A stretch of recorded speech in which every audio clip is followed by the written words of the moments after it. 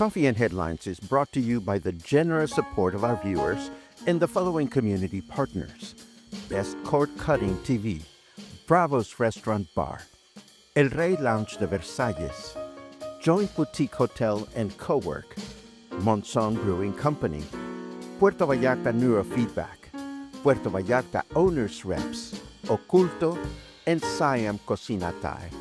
Thank you for your support, and thank you for supporting our community partners.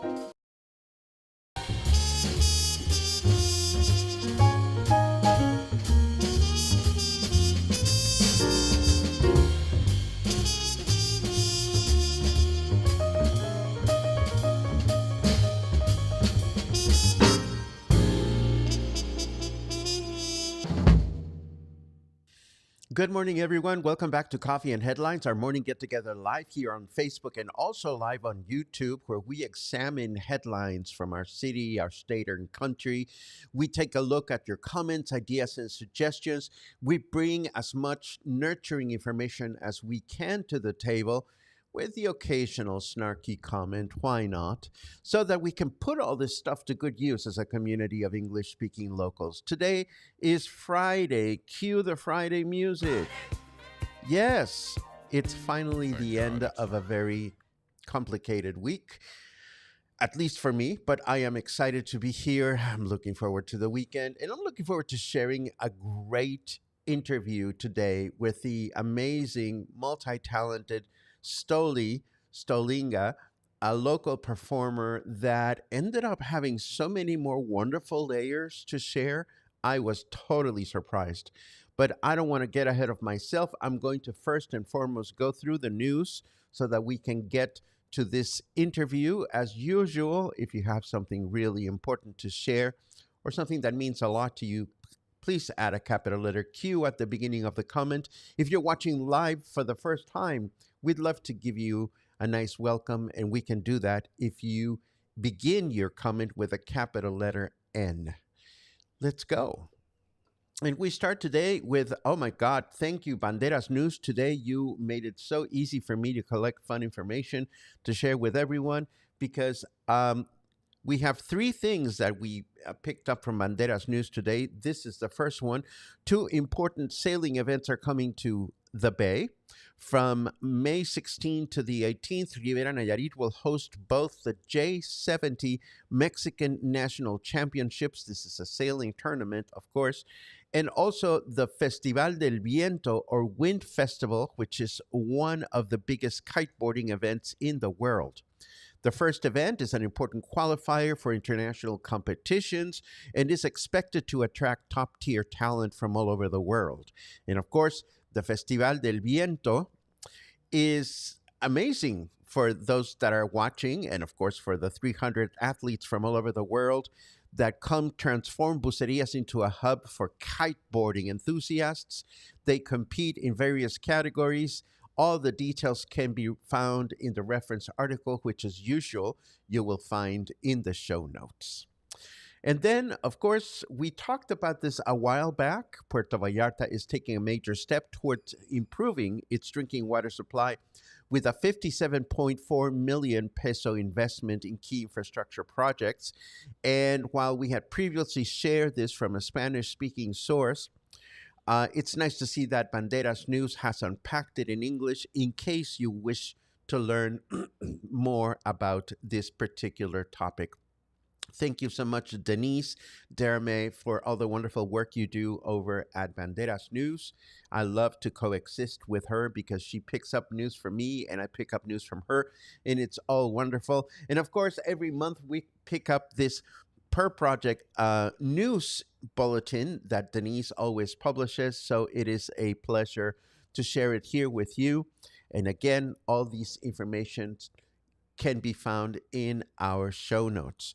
Now, I have two news items of people behaving badly that finally got what they deserved. One is from Mexico. The second one is a foreign extraction.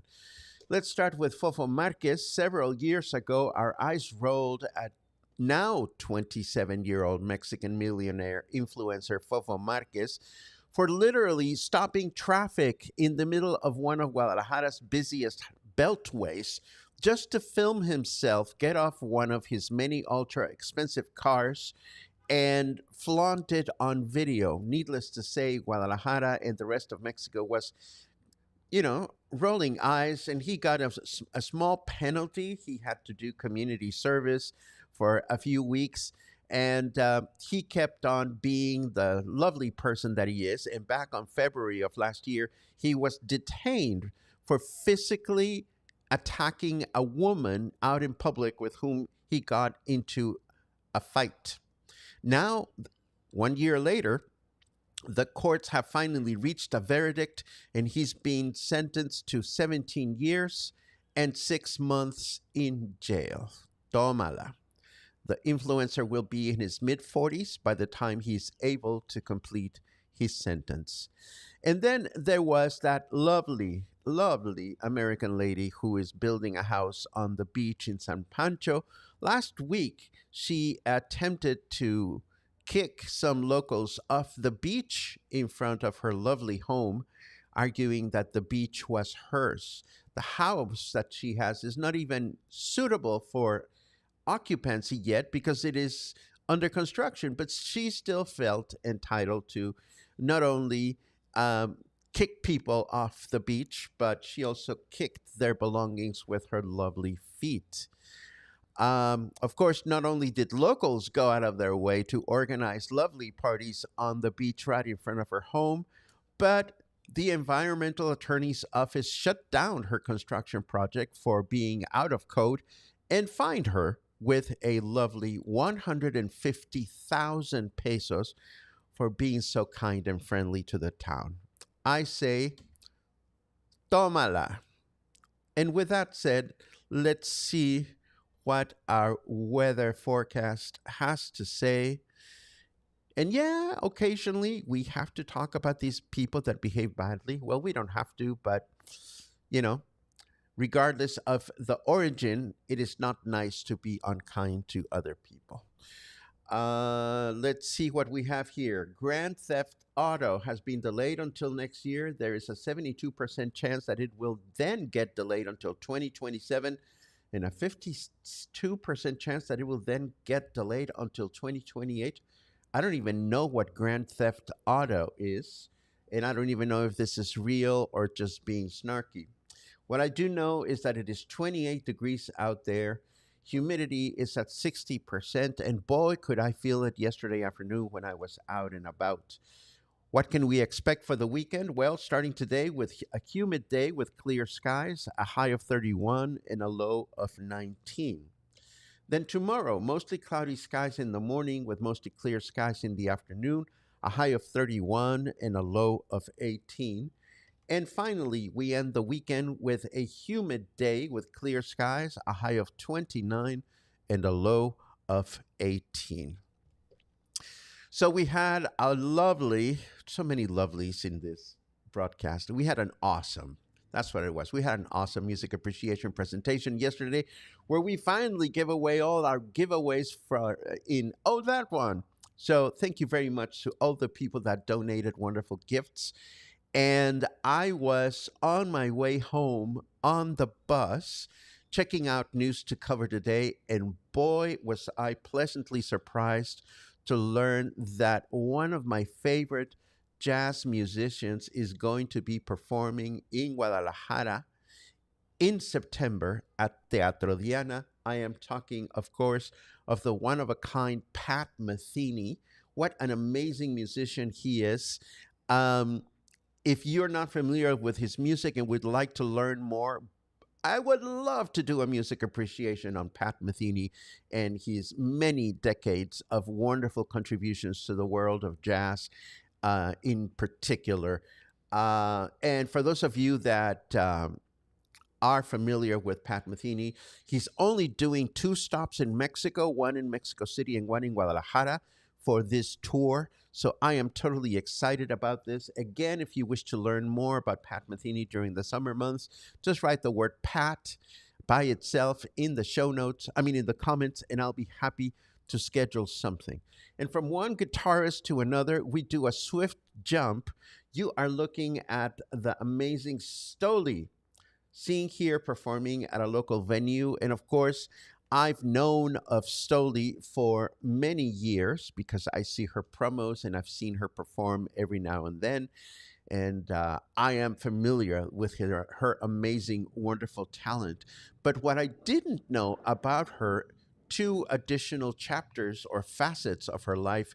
One, she has, after becoming a mother, she has authored a bilingual book for children.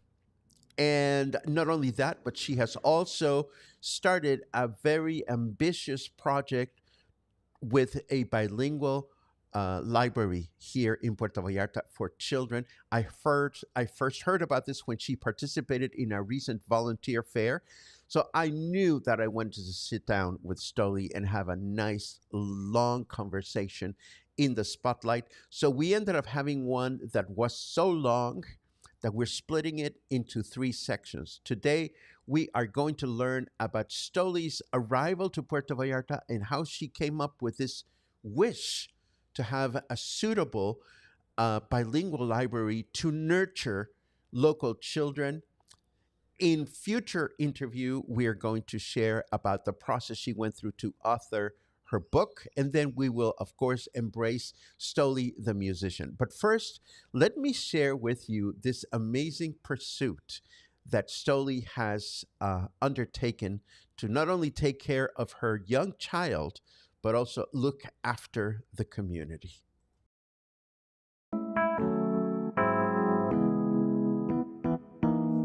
Hello, everyone. Here I am sitting with Stolie. How are you, Stolie? I'm fantastic. I am so happy that you came because we had a chance to connect briefly during the volunteer fair. That's where I pretty much, that was the first time that I got a chance to learn about your library pursuit. But before we dive into that, tell me a little bit about how you ended up in Puerto Vallarta to begin with, and how long ago was that? Okay. So I am originally from Chicago. I had studied Spanish through high school, a little bit in college, and was revisiting it, wanted to do an immersion program. So a lot of signs pointed to Guadalajara. So I went there for a program, then visited Puerto Vallarta for vacation, and fell in love for all the reasons we all do. And I was like, how do I fashion my life to spend more time there and then really focus on being in a better climate and doing some music and all the things I love in the wintertime, away from Chicago winter. Stop. Because you just brought up such a beautiful and important question. How do I fashion my life? Because it requires some planning. I think a lot of people end up moving here just on a whim. What's your strategy like? For fashioning that lifestyle? Yeah. Well, okay. Since this could be a very long interview, That's but okay. what I usually like to roll back to is after my first 5-day vacation in Vallarta, and I fell in love, and I was like, how do I fashion my life to involve more of this? And I called a good friend of mine who's a life coach, and she said, write down your ideal schedule for a week. And I said, but I want 2 different schedules. I want here in the winter and there in the summer. And so she said, write down 2 schedules. So that's what I did. And I put in those schedules everything that would light me up during each of those, like whatever kind of gigs, whatever kind of physical activity, whatever kind of friendships or extra things I wanted to do. And then I sold a bunch of stuff. I started Airbnb-ing my extra bedroom in Chicago so that I could pay my mortgage while I was here paying rent. And yeah, just was like, how do I make it balance between really an international lifestyle with 2 home bases? And when did that vision become a reality? I mean, right away. This was 2015, January of 2015 that I was first here for 5 days. And that fall, I came for 5 months the first time. I was just like, let's see if I can make it work. And I had enough money that I thought could pay my rent for 5 months. And then I was like, let's see what happens. And just went full blind faith on jumping into this community and entertainment scene. 10 years. Yeah, 10 years. Now, a lot of people know you as a musician, but somewhere along the line, you became a mother, When could that be? you became an author, Yeah. and you opened a library. I'm most intrigued about the last few ones. How and when did you become a mother, and how did you write a book for your daughter, right? And then the library, like, break it down. what a game changer motherhood is. So alongside of being a musician, as most people know me, I also am a children's musician, which I've been doing for almost 20 years as Super Stolie. So when people hear me here, I'm just regular Stolie. But as Super Stolie, I perform and have performed for children, mostly libraries, park districts, birthday parties for 10 years. Usually that's what I go back for in the summer to Chicago, is to do that kind of work. And so in 2020, we all remember 2020. Yes. But I have several reasons to recall that year. I found myself pregnant 10 days before worldwide shutdown. So that kind of changed my trajectory as a musician. All of my summer children's music shows were canceled, but transitioned to virtual programs. So I learned a lot of video editing, and I was, in front of a green screen that whole summer, growing. And being Super Stolie. Being Super Stolie and becoming a mom, and just shifting some of my life purpose, whether I liked it or not. It was like, here we go. Super Stolie in confinement. What did we say? There was a word everybody used. Lockdown? Well, pain in the neck? I don't know if you saw it, but it was May of 2020 that I released a song called Little Spoon that was written while I was in my confinement in my apartment in Versailles.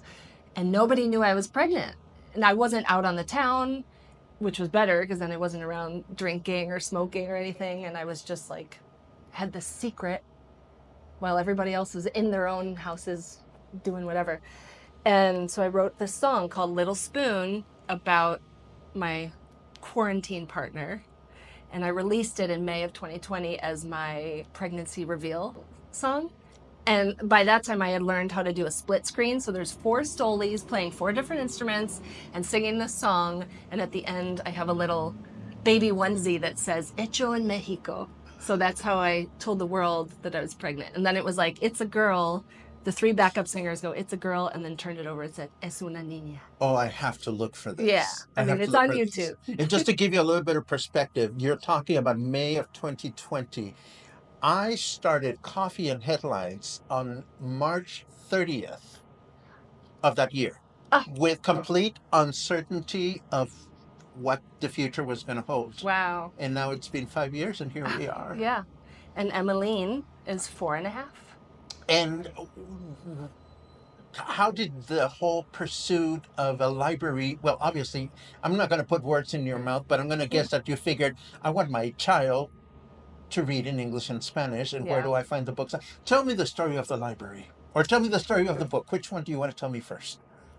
Well, they kind of go hand in hand. Go for it. But let me scroll back to the library. So when my daughter was growing up, I was, as a baby even, I was reading to her as much as I could to expose her to books, turning the page, words. And yes, bilingualism was a priority. Her father is Mexican, and so I wanted her to know English and Spanish. And finding books for children here was difficult and expensive. And the library culture where I come from is very accessible. And I was missing that here. So I was like, even if it just means people keep donating books, can't we make a library for kids? And so I threw it up on Facebook, New Dream Alert, and it started happening. I love it. New Dream Alert. Yeah, in capital letters, some emojis. And July will be 3 years since I posted that. And we now are branded, have a website. almost 3,000 books cataloged in our digital system. I have a series of volunteers. A lot of them are mothers with children who are bilingual in whichever form the parents may be. And we're just taking every step forward. Now, a little bird told me that you're looking for a new space for the Yes, library. this is a Is hot that topic. like impending or? Whew. That's a question straight to my heart because right now the library lives inside of my home, which is near Pitial, near Macro Plaza. So And anybody could make an appointment to come, or do you have open we hours have or? open hours a few days a month so that we can just control it's in my house. So I can clean and then open the doors and have a couple volunteers help me, just help the families who come through. It's slow progressing now because it is in my home. I feel like we can open up big promotion when we have a really public space, but it's also like, how do we fund it and where is it going to be? So I've been searching. We have recently established as a nonprofit based in the United States. 501c3. Right. Okay. With plans to become a Mexican AC, but that'll be the next step, I think, once we establish that this is something that's really working and growing and desired and helpful for the community, which I already believe, but we just want some legwork behind that.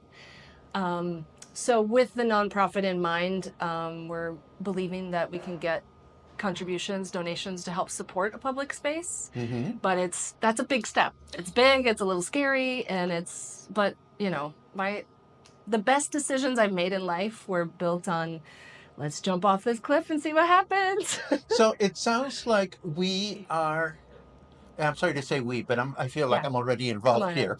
We're reaching out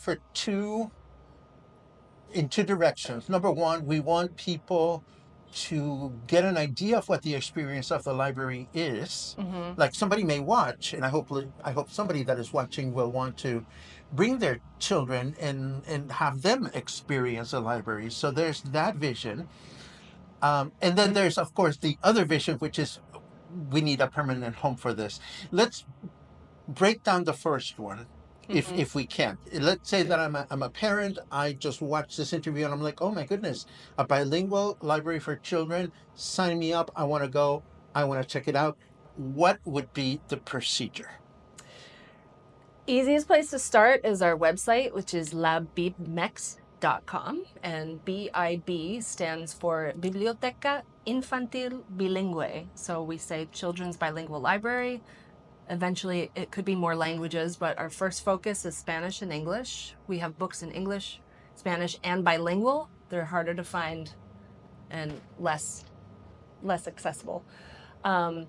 And we have books from baby board books through like teenager chapter books. So all you have to do is show up during open hours, which are listed on the website and all our socials. And you just come, sign up. It's a free account. We just get your info, phone number, email. And for now, I always want this library to be a free initiative for families. It's what I'm used to, and I feel like that just will serve the best way. We'll see what it grows into otherwise, but it's free. It's free, and for right now, there's no limit to the amount of books you can borrow, and there's no time limit. We hope that this becomes something that is respected, that people do actually take care of those books and know how many there are and bring them back at some point in good condition. And, I always believe a book isn't meant to have one owner. Unless that one owner is going to read it over and over and over and over again for the rest of your life. Let's recycle it. And yeah, it's easy as that. And so how long ago did you open the library then? I'd like to say we officially opened February of 23. We were gifted a space in Eddie's American English Tree Language School when they were in Versailles. But then they had to move to Plaza Caracol, and it didn't feel like the right fit for our project. So that's when I moved all the books back to my house. And so then we kind of reopened January last year, starting to do these open house dates in my home. And gradually it's been growing. We've painted, we have someone building bookshelves, more books keep coming. I have volunteers helping log them. So I don't know, we've almost had, right now we're looking for La Bib 3.0 for our third home, which Uh-huh. we're like following the lead of Frida's. La Bib 3.0. I love it. And so, yeah, it's hard to say. Like, we've opened a couple times, but every time is going to be a new phase. And I hope that the next one is like the step that's really going to. So if a genie showed up here at Cafe Rio at the Joint Boutique Hotel in Cowork, thank you, and said, I can make this happen, what would what is necessary Mm, for Labib 3.0 to manifest itself? yeah. So the basic needs are more space. We have about a 3 by 5 meter room right now. So doubling that space would be ideal. Even more space would be a dream. I would love to have music and storytime classes for children and their caretakers. That is the basic need of it. Some temperature control and a bathroom. Boom. Those are the basic needs in a central neighborhood. We're loving somewhere around Macro Plaza or Los Sauces. They just got a new park. It's awesome in the Los Sauces Park. Yes. We've been there 3 times already this week. So because we want to still be somewhere that's central to residential families, and we even have families coming from Bucerias and Mezcales, and then families that live down in Garza Blanca. So it's hard to pick what's central to start. Well, But yeah, I mean, we're a big city. yeah, We're and a big growing. city. Yes. And speaking of growing, the plan would be like, let's start somewhere, and then eventually we would have different library hubs or branches, well, one hub, branches, and then be able to serve more and more communities. But I know we can't start serving everybody. So it's like, okay, let's hone it in. But the bigger dream is like indoor air conditioned theater for programs and a awesome outdoor playground with a splash pad and shade and free public clean bathrooms. Free. Not 5 pesos, not 10 pesos, free. Yeah, and more classes. I would love to even expand to having programs with adult expats who sit down with a teenage bilingual or child who's reading another language to just hear a native language, to be working on that. The focus is literacy.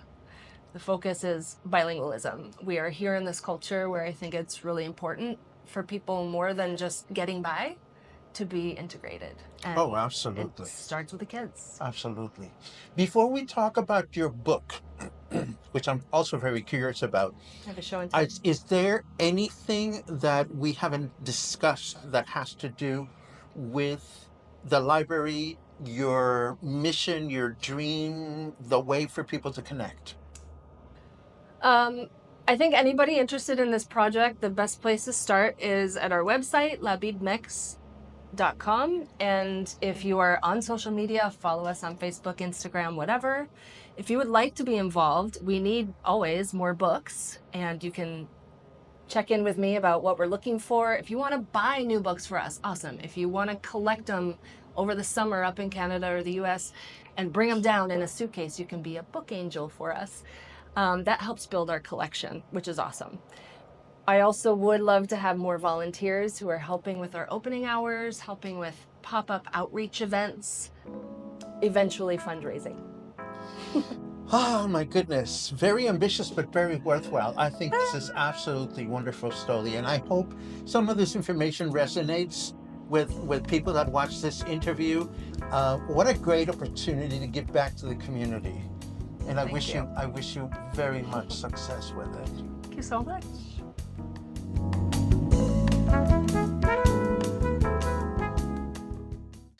Are you good to go? I'm good. Okay. I look who Are you good to go? I'm never good to go. I'm never good to go. I'm sorry, I had to throw in that outtake at the end just because we had such a great time.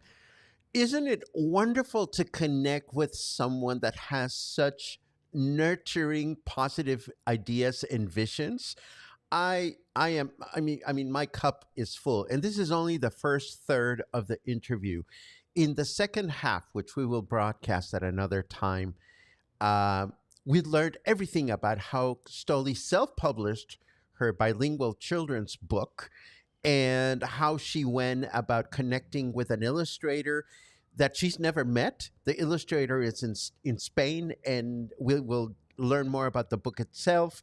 And then in the third part of our interview, we get to deep dive into the life of Stolie the musician, her vast career, not only as a child, as a children entertainer, but also all the gigs that she does around town. She does covers, she writes her own material, and I just love the opportunity to meet an English speaking local that is so immersed in the community as she is. So thank you so much for letting me share this with you. Now I'd love to take a look at your comments just to see what is on your mind. Let's see. Many good mornings as always. Thank you very much.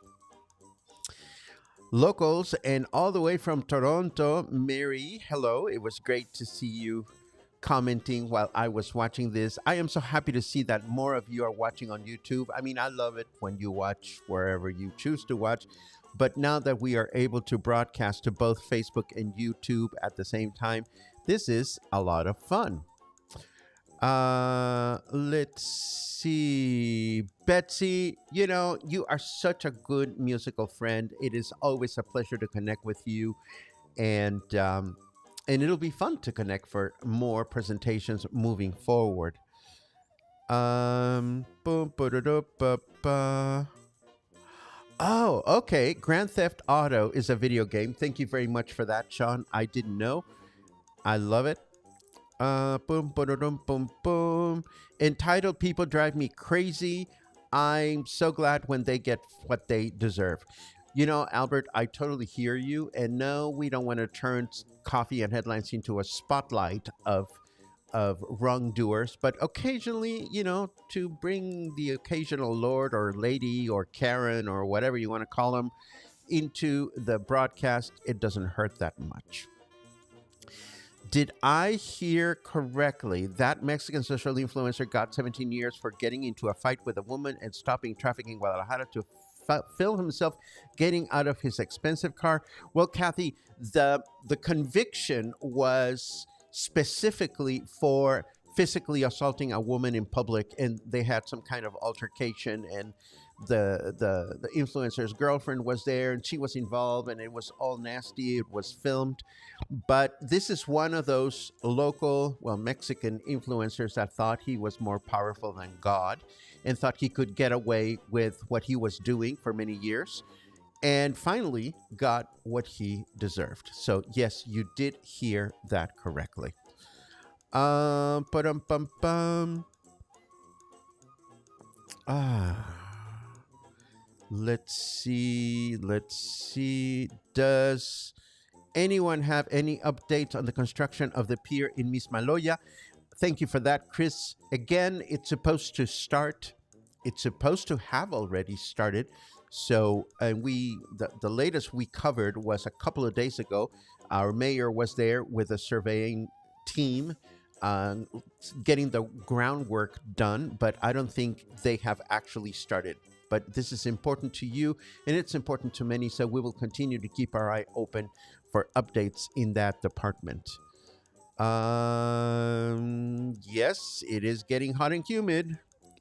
I want to go swimming in the river. That's what I want to do. I see a couple of people mention Pat Metheny. Thank you very much.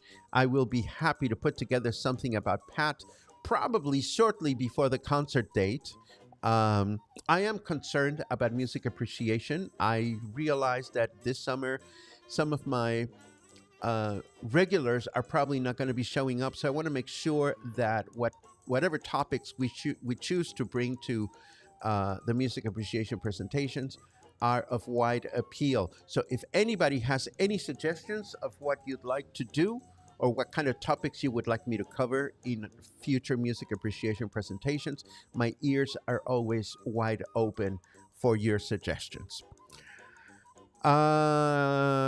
Queen of Question Laura asks, do you drive to Guadalajara with friends when you go, or is the bus easily available?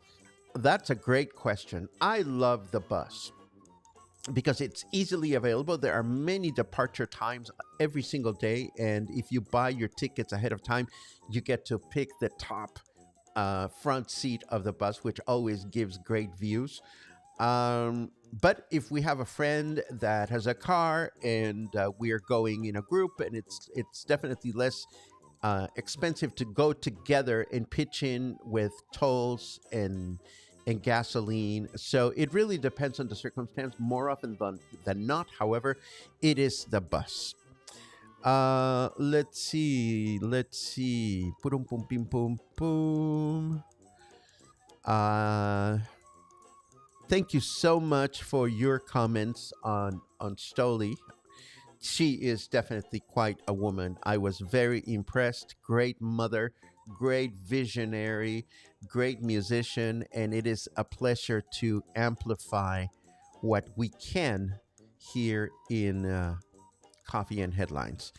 Let's see. Humberto Vasquez from La Piedad. Hola, Humberto. What a great thing to see you here. Thank you very much. Bloopers, that could be a monthly thing. Well, I'm happy to add those to the conversations. Do we have to worry about mosquitoes when swimming in the river? The answer is yes, but no. You know, I mean, it's kind of like, do you have to worry when you cross the street? It's one of those things. I always wear bug repellent when I'm going up the river, and I have friends that live up near the river that don't have mosquito nets in their home, and they're definitely thinking, well, they have them above their beds, but they're definitely thinking of adding mosquito netting to some open terraces, because yes, the chances of you getting something bad from the mosquitoes does increase. But does that stop me from the occasional dive in the river? No, I just make sure that I have enough mosquito repellent over me, and there you go. And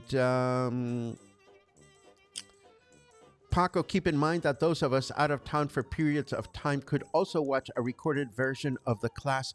You know, Albert, I think you are correct, but unfortunately, I've given up on recording music appreciation presentations. I did it for a while. I promoted it as best as I could, and but I had to stop doing it because hosting the videos myself has proven to be too expensive, and that is just the nature of the beast, unfortunately.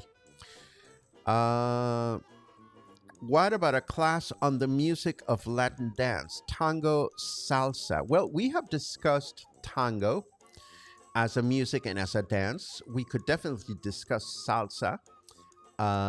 We've also done, I think I've done one on reggaeton a while back.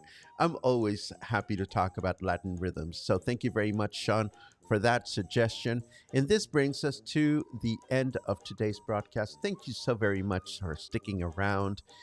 And thank you so very much for being part of this community that you make wonderful with your ongoing contributions to the community, to our project, and to better living in Puerto Vallarta. It is such a pleasure to connect dots here. I will definitely see you tomorrow morning for our final broadcast of this week. So have a great Friday, and I'll see you back here tomorrow morning. Have a good one.